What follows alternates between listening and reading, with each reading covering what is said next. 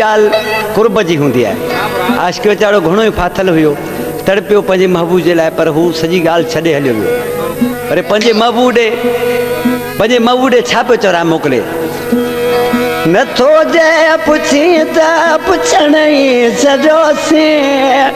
असां ॻोठ तुंहिंजे अचण ई छॾियोसीं, असां ॻोठ तुंहिंजे अचण ई छॾियोसीं,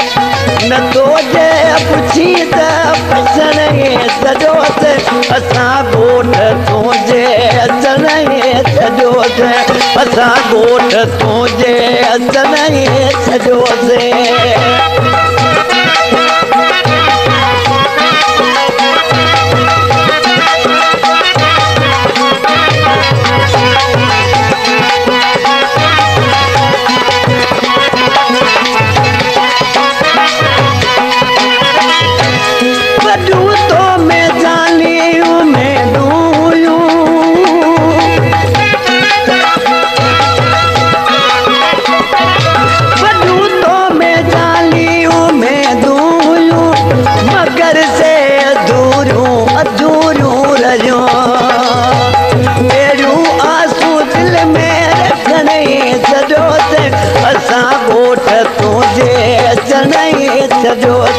असां ॻोठ तुंहिंजे अचण ई छॾियो,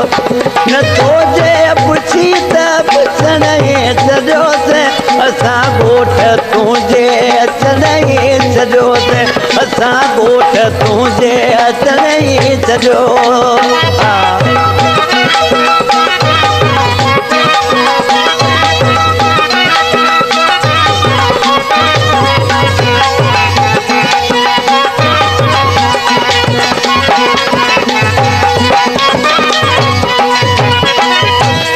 कभी खून सामूं तो देखत लिखिया थे,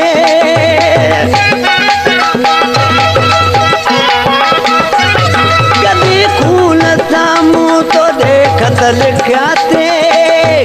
तुझा राज सोना अखिल ते रखिया थे,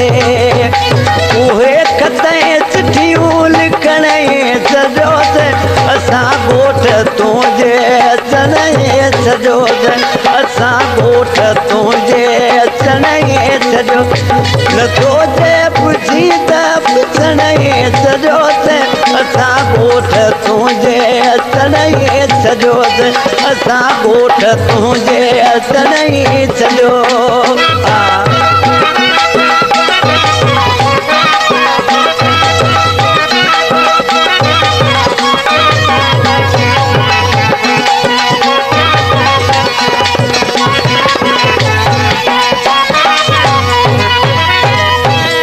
कलामा निज़ामानी मलूक जो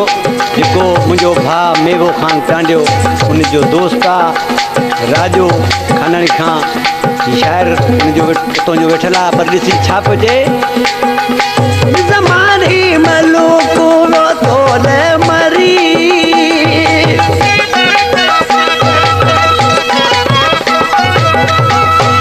निज़ामानी मलूक रोतोले मरी, कॾहिं भुलिजी न याद खजाना भरी,